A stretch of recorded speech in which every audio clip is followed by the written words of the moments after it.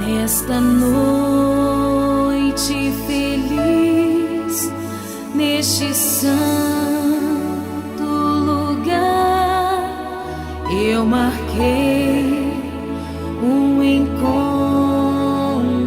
com Deus. Teu amor é real, tua paz gozarei. Eu marquei um encontro com Deus. Eu marquei um encontro com Deus neste santo lugar de oração. Teu amor é real, tua paz gozarei. Eu marquei um encontro com Deus. Eu marquei um encontro com Deus neste santo lugar de oração. Teu amor é real, tua paz gozarei. Eu marquei um encontro com Deus.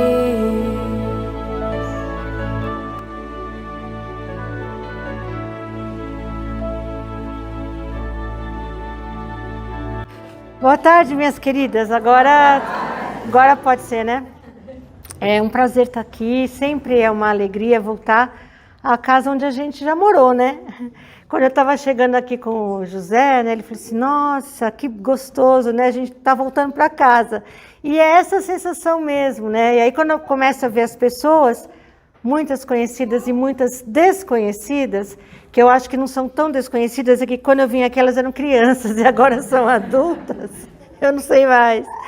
Mas é uma alegria estar com vocês.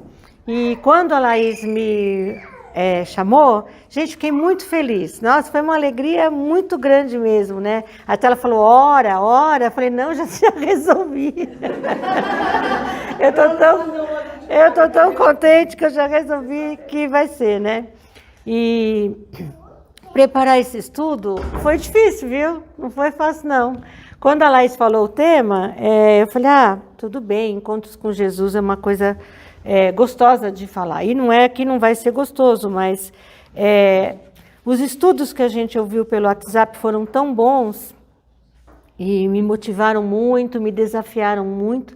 Espero que vocês também tenham sido desafiados, né? Porque a palavra de Deus sempre nos motiva, sempre nos abençoa.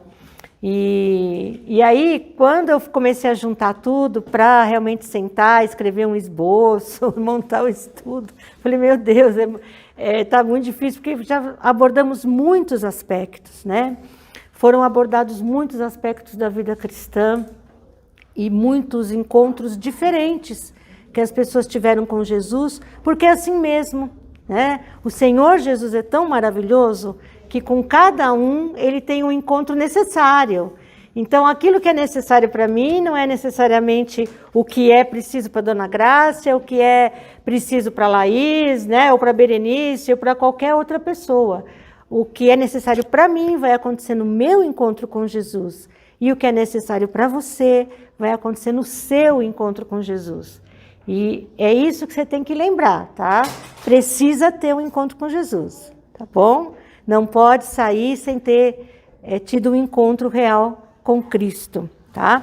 Essa semana a gente viu muitas coisas, né? A Laís já recordou aqui no comecinho do nosso encontro, né? Mulher samaritana, o cego, o paralítico lá do poço, Maria de Betânia, que quebrou o vaso aos pés de Jesus, Zaqueu, né, que impactou tantas pessoas, porque realmente é um testemunho maravilhoso, a viúva pobre, o menino dos pães e peixes, e para mim foi um dos que mais impactou, que eu estava comentando lá na minha mesa.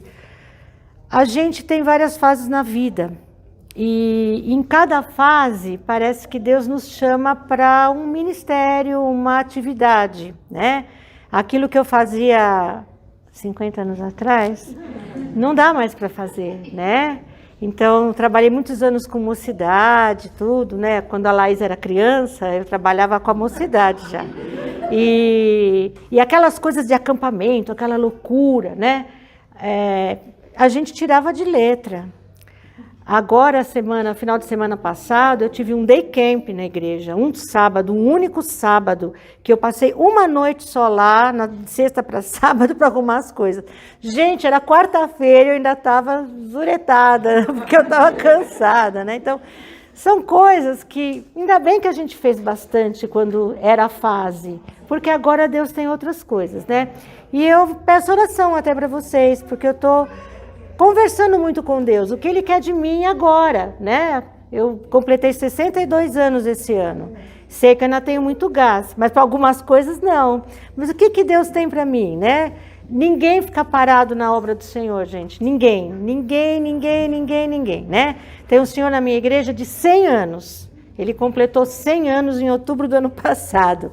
E ele ora. O ministério dele é orar. E você pode falar com ele a qualquer momento, é o presbítero Renato. Presbítero, olha, preciso de oração, estou preocupado. E ele ora, ele não esquece, gente, não esquece. E quando a gente fala com ele de novo, ele pergunta, resolveu?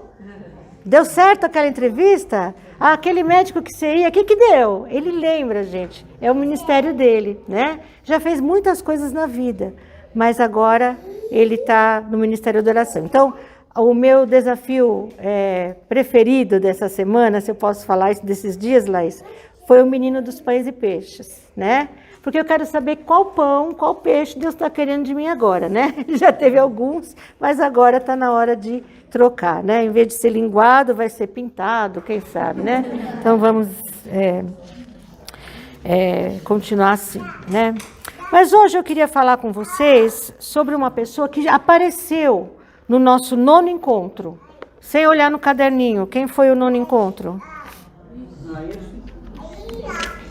Foi uma mulher, já ajuda. Não, não foi a viúva. Foi Maria de Betânia, né? Então hoje o versículo que eu queria que você saísse daqui com ele na sua mente, vai ser fácil porque ele é bem curto, né? É um pedaço de João 11, 28. Na verdade, é o finalzinho do versículo, que diz assim, o mestre está aqui e te chama, né? O mestre está aqui e te chama. Essa é a linha mestra, vamos dizer assim, do que a gente vai compartilhar hoje, tá? O mestre está aqui e te chama, tá bom? Vamos orar. Pai amado, Pai querido, que bênção que é estar aqui na tua casa com irmãs tão queridas que nos fazem sentir bem em casa, em família, e com irmãs que estaremos conhecendo, que o Senhor tem trazido, acrescentado a esta parte do teu corpo que se reúne aqui em Valparaíso, Pai. Pai, obrigada por essas irmãs que se dedicam ao trabalho com as mulheres, que tu continues a abençoá-las grandemente, dando a elas sempre criatividade, disposição, motivação, de te servirem nesse ministério tão importante, Senhor, que é compartilhar a tua palavra e experiências contigo, com irmãs mais experientes, mas também com irmãs que estão chegando, irmãs novas também em idade, que já podem ir aprendendo, como diz Tito, né? Que as mais velhas estejam ensinando as mais novas, e que o Senhor continue abençoando esse grupo grandemente, Pai. E agora eu te peço que as palavras da minha boca, o meditar do meu coração, sejam agradáveis a Ti, Pai. E que o Teu Espírito use palavras vindas de Ti mesmo, para nos abençoar, nos edificar, nos fortalecer, nos desafiar, nos confrontar, nos exortar, a começar do meu coração, Pai. Que a Tua palavra encontre solo frutífero, solo fértil, para que produza. Nós te pedimos e agradecemos em nome de Jesus. Amém. Marta, Maria e Lázaro eram uma família que conhecia Jesus. Nós não sabemos exatamente, a Bíblia não nos explica, não entra em detalhes, como que eles conheceram o Senhor. Mas é certo que eles conheciam o Senhor e conheciam com intimidade. Jesus era uma pessoa que provavelmente ia muitas vezes à casa deles, eles recebiam Jesus com alegria. A primeira vez que a gente vê é lá em Lucas, se não me engano, que é aquela situação lá de Marta e Maria, né? Que a Marta fica toda alvoroçada, ela está desesperada, porque eu sou bem Marta, tá, gente? Tem que ter tudo pronto, a mesa arrumada, a comida perfeita, tudo maravilhoso, né? E aí, de repente, ela se dá conta que Lázaro está lá conversando com Jesus, que é o que tinha que acontecer mesmo, os homens conversando, mas a irmã dela, Maria, está sentada lá, achando que é a rainha de Sabá, né? Para conseguir mais conhecimento. E ela está lá, embevecida aos pés de Jesus, e Marta dá aquela chamada, né? Até em Jesus, Senhor, o senhor não está vendo que eu estou aqui correndo, feito não sei o quê, e ela está aí sentada? Chama ela para me ajudar, né? Manda ela me ajudar. E Jesus fala, não, Marta, você está atarefada com muitas coisas que não são necessárias. Mas a Maria, essa escolheu a boa parte, que não vai ser tirada dela, né? Essa é a primeira menção que a gente tem dessa família na Bíblia. Mas dá a entender, e os estudiosos dizem que é assim, concordam, era uma família que já conhecia o Senhor Jesus e tinha bastante intimidade com ele.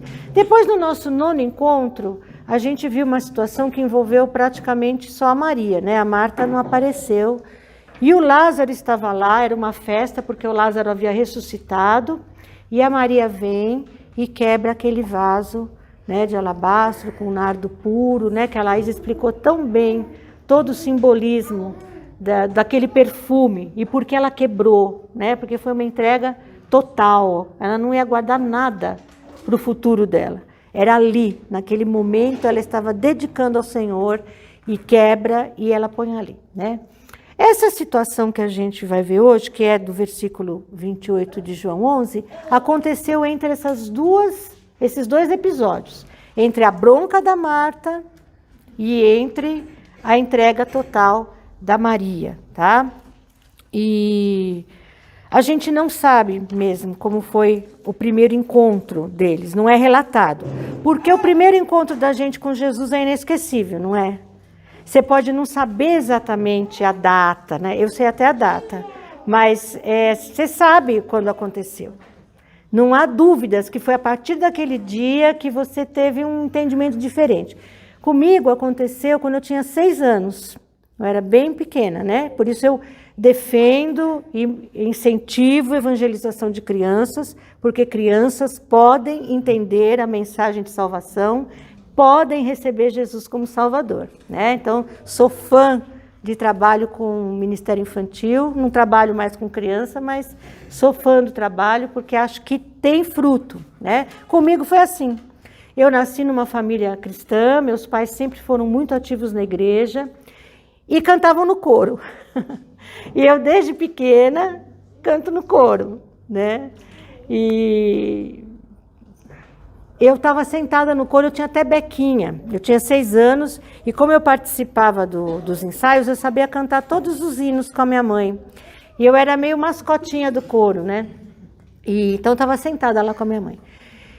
E veio um pastor de fora, e ele pregou sobre o inferno. Eu não lembro exatamente o que ele falou, só que ficou bem marcado na minha mente que o inferno era um lugar horrível, que a gente já sabia, porque frequentava a escola dominical desde bebê, então sempre ouviu isso, né? Que o inferno é um lugar horroroso, de sofrimento, ninguém quer ir para o inferno. Mas o que me chamou a atenção naquela pregação foi uma frase dele que eu lembro perfeitamente. Olha, gente, 56 anos depois, eu lembro da frase.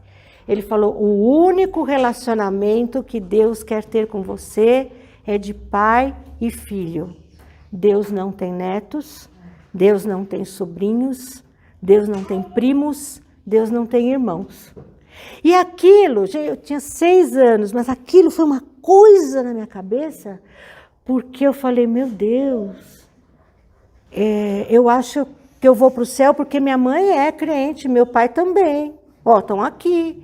E todo mundo acha que eu sou, mas eu nunca aceitei Jesus. Eu nunca recebi Jesus no coração. Aquilo para mim foi uma revelação, assim. E eu me lembro que na hora eu fiquei tão aflita. E quem conheceu minha mãe sabe, né? Minha mãe era meio brava, ainda, né? E a gente não podia sair do culto no meio do culto. Porque ela saía atrás e sentar uma lambada na gente lá atrás.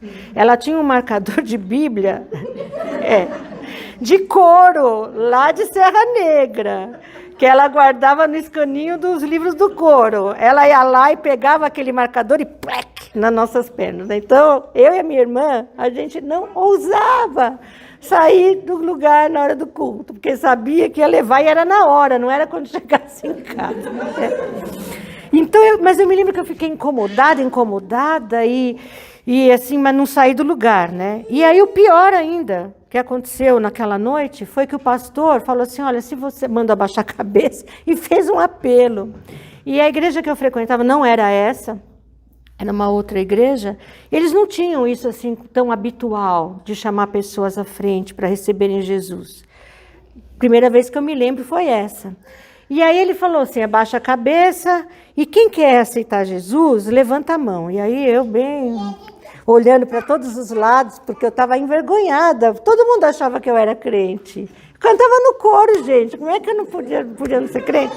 Aí eu fiz assim, né? Bem assim, e para minha mãe não ver também, porque aí ela ia me dar bronca, eu fiquei achando, né, ela ia me dar bronca. Mas uma pessoa viu, minha professora de escola dominical, que estava sentada lá. E aí, quando piorou a situação que ele chamou lá na frente, aí eu me encolhi, quase me enfiei embaixo da cadeira, né? E ela se ofereceu para ir comigo, mas eu não fui, porque eu fiquei com vergonha, né? Todo mundo acha que eu sou crente, vou dizer aqui na frente de todo mundo, né?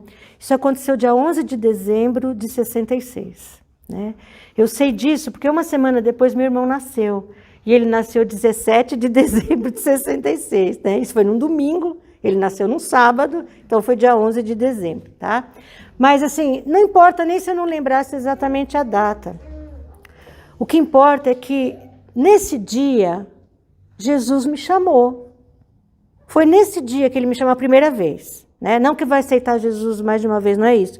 Mas você pode ter outros encontros com Jesus por outras situações. Mas esse primeiro, que é da salvação, gente, é uma coisa fantástica. Se você não lembra, tenta lembrar. Tenta lembrar como que você teve consciência da necessidade de receber o Senhor Jesus, né? E se você ainda não teve, hoje é o dia. O Senhor está aqui, está te chamando você pessoalmente. Eu não sei seu nome. Eu sei de algumas aqui da minha época, né? Mas nem vou falar, mas né, eu sei. Mas eu não sei de todas, mas Deus sabe. E Ele está te chamando agora mesmo. Vem. Como Ele falou para Maria, né? Maria recebeu o recado vindo de Marta. Marta foi lá e chamou, falou, olha, o mestre está aí, te chama. Porque a situação foi muito interessante com a Maria e a Marta nesse episódio que a gente está falando agora em João 11, 28. Naquele episódio que a gente falou antes, que a Marta deu uma bronca na Maria, a Marta não estava tão assim atenta à mensagem de Jesus, vamos dizer assim. Ela conhecia Jesus, mas ela estava mais preocupada com a satisfação das necessidades físicas de Jesus. A comida, que ele se sentisse confortável, que tivesse servos lavando o pé dele, né? Que ele estivesse conversando, uma conversa boa, então deixa os homens conversarem. E a Maria que estava lá toda embevecida, né? Aos pés de Jesus, babando até. Mas agora, nessa situação, foi o contrário. Lázaro havia morrido, elas haviam chamado Jesus, Jesus demorou 2 dias para chegar lá, com o plano perfeito de Deus. Não é porque Jesus esqueceu ou não deu importância. Era plano de Deus que Jesus demorasse, era plano do próprio Jesus. Lázaro precisava morrer para que houvesse um milagre. Né? Jesus vai falar isso no capítulo 11. Se você ler lá, você vai entender toda a situação. E aí elas estão entristecidas e a Maria perde um pouco do seu fervor. Ela não deixou de crer em Cristo, ela não deixou de esperar que ele resolvesse, mas ela perdeu um pouco daquela ânsia de estar aos pés de Cristo. E quem sai correndo na frente é a Marta. A Marta larga a casa, aí fica imaginando você, tá? Que eu me ponho no lugar da Marta, que eu sou Marta. Por mais que eu tente ser Maria, eu li um livro maravilhoso, que eu não sei se vocês já estudaram, Como Ter o Coração de Maria no Mundo de Marta, né? E, gente, eu me identifico tanto com a Marta, quando eu entro na Maria, eu choro muito, porque eu falo, Senhor, estou tão longe disso, né? Mas Deus está trabalhando, isso é outra coisa. E a Marta, pensa bem, a Marta, aquela preocupada com as coisas da casa, deixa a casa cheia de gente, porque era um enterro, era um velório. E ainda mais para judeu, né? Judeu tem essas situações sociais, assim, com muita ênfase. Imagina só a Marta, largar a casa cheia de gente, visitas, que depois, como acontece em todo velório, vão comentar alguma coisa, né? Que todo mundo aqui já foi em velório, sabe o que acontece. Ela larga tudo, porque ela ouve que Jesus está chegando em Betânia. Mas a Maria não. A Maria tem que ser chamada, porque ela está desanimada, porque ela está triste, ela está deprimida, ela está com a sua esperança abalada. E muitas vezes nós estamos assim também. A gente está saindo de 2 anos de uma coisa totalmente inesperada. Porque se há 3 anos alguém falasse para nós que dali 1 ano a gente já está trancafiado em casa, sem poder encontrar nem os da nossa família, a gente ia dizer, imagina, isso é filme, é algum filme pós-apocalíptico, né? Mas não, aconteceu e ainda está acontecendo. A gente ainda tem pessoas presas dessa doença, a gente não sabe exatamente as sequelas que essa doença deixou, em quem tem, em quem não teve, né? A gente ainda está num momento de muita incerteza. Então, a pandemia e também esse isolamento, ele gerou problemas de falta de esperança, né? Mesmo entre nós que confiamos em Deus, que conhecemos Cristo. Talvez a gente tenha perdido alguém muito próximo, alguém por quem a gente orou muito, alguém por quem a gente intercedeu diante de Deus com todas as nossas forças, mas Deus resolveu levar, né? Aumentou muito o número de casos de câncer durante a pandemia, porque é uma doença que tem um fundo emocional muito grande. Então, a perda da esperança, a diminuição da esperança, tem sido um fator comum nos dias de hoje, né? Mas Jesus está aqui e está nos chamando. Está falando, Débora, vem cá.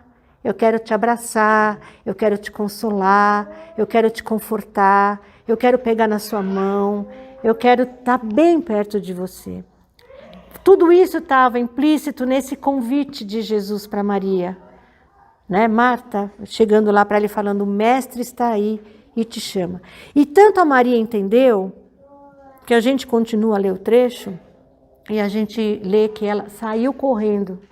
Ela também largou a casa dela do jeito que estava, as pessoas que estavam lá, ela não deu satisfação. Ela saiu correndo e alguns falaram assim, ela foi chorar lá no túmulo do Lázaro. Foi nada, ela foi se jogar aos pés de Jesus, porque ela sabia que era aos pés de Jesus que ela iria encontrar o conforto. E queridas, não tem lugar melhor, tá? É aos pés de Jesus. Eu não sei qual que é o desafio que você está enfrentando hoje. Como eu falei, não conheço a maioria das que está aqui. E das que eu conheço também não sei mais os detalhes da vida, assim, porque a gente não está caminhando tão junto. Mas eu não sei qual que é o seu desafio de hoje. Se envolve saúde, se envolve emprego, se envolve um relacionamento difícil com cônjuge, ou com filhos, ou com mãe, ou com pai, ou com vizinho. Eu não sei se envolve problemas no seu trabalho, se envolve algum vício. Você que sabe, você e Jesus. E Ele está chamando você hoje, Ele está aqui e está te chamando para você fazer igual a Maria, para você sair correndo. Não daqui, por favor, que ainda tem programação, tá? Mas no seu coração, saia correndo e vai encontrar o Senhor Jesus. Não deixa para depois, não deixa para amanhã. Não faça que nem quem é que estava esperando aquele paralítico lá, 30 e tantos anos no poço, né? Ninguém me leva. Querida, ninguém precisa te levar aos pés de Jesus. É você levantar e sair correndo e ir, tá? Não importa o que você está enfrentando.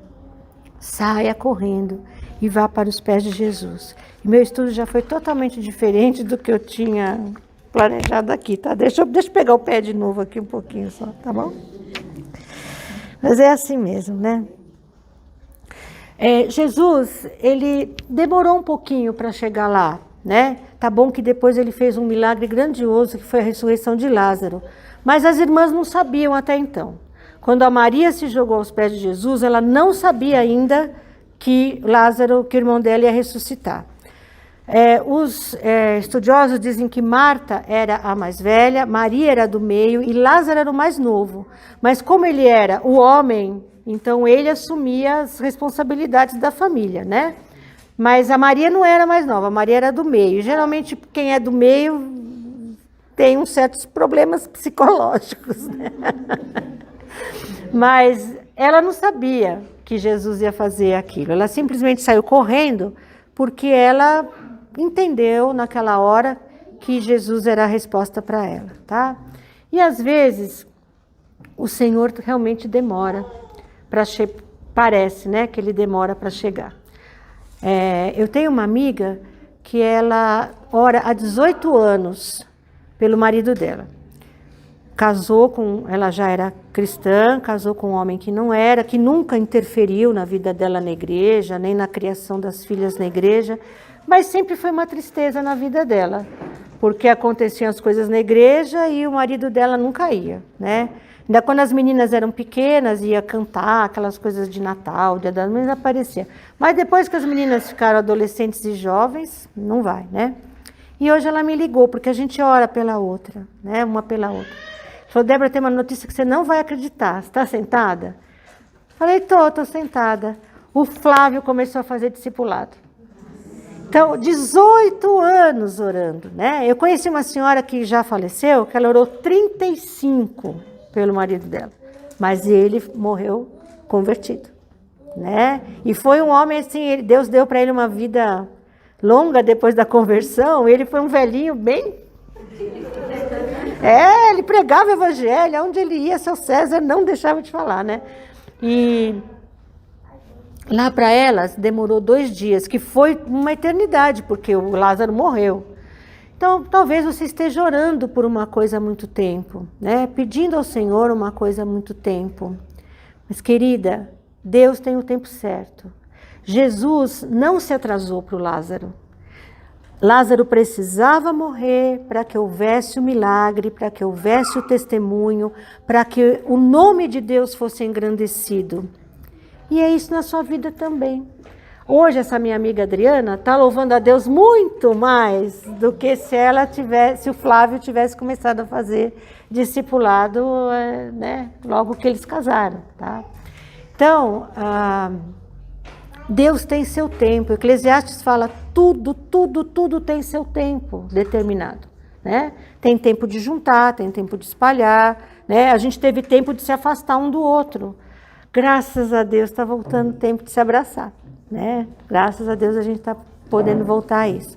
Mas tudo tem seu tempo. Então não desanime na sua oração, né? A gente lá na igreja, acredito que aqui também, durante a pandemia, virou um movimento da igreja, mas é claro que começou com as mulheres, tá? Foi no grupo de oração das mulheres que começou o que a gente chama PGO, Pequeno Grupo de Oração, que nada mais é do que você fazer uma chamada de vídeo para uma pessoa ou duas, aí depende de quem está no seu PGO, às vezes tem até 4 pessoas no PGO, e uma vez por semana a gente se reúne em oração. É muito papo e também tem oração, tá? Mas não é um momento de estudo bíblico, é um momento de conversar e orar. E isso foi tão bom com as mulheres, porque eu não sei aqui, lá na minha igreja, o grupo de mulheres foi o grupo mais fiel durante a pandemia. Foi o grupo que não deixou de ter reunião nenhuma vez. Logo elas se enfiaram no Zoom, se enfiaram no WhatsApp, logo elas aprenderam a mexer e o grupo de mulheres não parou de se reunir. Isso motivou a igreja. E o PGO começou com elas e agora é um movimento da igreja, né? Existem inúmeros PGOs lá. E por que eu falei isso? Gente, 62 anos é um problema, tá? Mas a gente tem orações lá que a gente ora desde o início da pandemia e ainda não resolveu, né? A gente não sabe. Porque às vezes também tem um outro encontro que a gente aprendeu isso. Não é aquilo que a gente precisa, né? Talvez você esteja orando por uma coisa que não é a vontade de Deus para a sua vida. Às vezes você está orando por uma coisa que ou Deus até já revelou que não é e você está sendo insistente, ou realmente a gente não sabe. Mas não desanime de orar, né? Continue orando, continue insistindo, seja como aquela viúva insistente da parábola, né? Que vai estar lá até que o juiz fala, essa mulher me enche tanto que eu vou resolver essa questão para ela não vir mais aqui, né? Não é assim que Deus age, por favor. Ele não vai falar, deixa eu resolver a questão que a Débora já me encheu a paciência. Não, isso nunca vai acontecer da parte de Deus. Mas é a insistência. E ver o quanto você quer mesmo. Porque às vezes o que você queria no começo da pandemia não é mais o que você quer também. Não é? Nossa vontade não muda? Nossa perspectiva muda. Então tenha certeza de estar levando ao Senhor os desejos do seu coração. E que Ele possa orientar. É para você insistir nisso? Não é? É para abandonar? Porque a promessa de Jesus, a promessa de Deus é que se orarmos segundo a sua vontade, Ele nos ouve. Então eu tenho que orar segundo a vontade de Deus e não segundo a minha, né? A Maria, ela não demorou, tá? É o que eu estou falando desde o início. Não demore. Gente, não carrega o fardo mais do que precisa, tá? Não precisa. Na verdade, nem precisa, né? O que a gente tem que fazer é deixar ali aos pés de Jesus e Ele vai resolver. Mas se você gosta de carregar umas sacolas, né? Eu aonde vou, eu tenho sacola. Eu puxei isso tanto do meu pai, que quem lembra dele sabe que ele sempre tinha uma pastinha. Ele nem abria a pastinha, mas ele tinha que levar a pastinha onde ele ia. E a mãe da minha mãe, que era sacoleira, então onde ela ia tinha uma sacola. Eu sou exatamente igual, onde eu vou tem uma sacola. Tenho inúmeras sacolas, que o pessoal sabe que eu gosto me dá, né? Então, onde eu vou, tenho sacola. Então, tem gente que gosta de uma sacolinha, né? Mas não precisa, tá? O Senhor Jesus já carregou tudo na cruz por nós e Ele tem prazer em levar. A única coisa que Ele nos orienta é que a gente tome a nossa cruz, que é mais pesada que a sacola, tá? Mas não entenda a cruz como um fardo. A cruz não é uma doença. Ai, essa é a minha cruz. A cruz não é o marido. Ai, essa é a minha cruz. A cruz não é o chefe. Não. Isso são fardos. São fardos que você deve entregar ao Senhor. A cruz, queridas, é instrumento de morte. A cruz, ela não é pesada. Ela é mortal.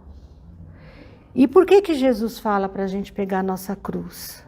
Né? Esse é outro encontro que Ele tem com a gente. Esse é que Ele fez para os discípulos, né? Ele estava conversando com os discípulos. E porque é para eu morrer para mim mesma. É nesse mesmo trecho que Jesus fala, quem quiser ganhar a sua vida, perdê-la-á. Mas quem quiser salvar a sua vida, né, vai ganhar. Então, tome, deixa as sacolas lá na cruz, vai correndo para os pés de Jesus, não espera mais e toma a sua cruz, né? Negue-se a você mesma, para que o Senhor possa ter plena ação na sua vida. O Espírito Santo possa encher seu coração e sua vida e você possa ser aquela filha fiel e devotada a quem o Senhor vai dizer, vem para o meu descanso, né? Você foi fiel, então agora vem estar comigo. Que a gente tenha isso em mente, que é urgente você estar aos pés de Jesus. Não importa a situação, tá? É urgente, o Mestre está aí, te chama, e está te chamando, é para você largar tudo e ir correndo lá, né? Seja persistente na sua oração. O Senhor sempre tem um plano no seu tempo. No caso de Lázaro, se ele tivesse atendido a oração das irmãs, o milagre não seria grandioso. Era só uma cura, que ele já tinha feito tantas, mas foi a ressurreição. E deixe o seu fardo, mas pegue a sua cruz, para que você tenha uma vida realmente frutífera, repleta de bênçãos, onde você possa dizer que o Senhor tem sido seu sustento. Amém? Que Deus nos abençoe.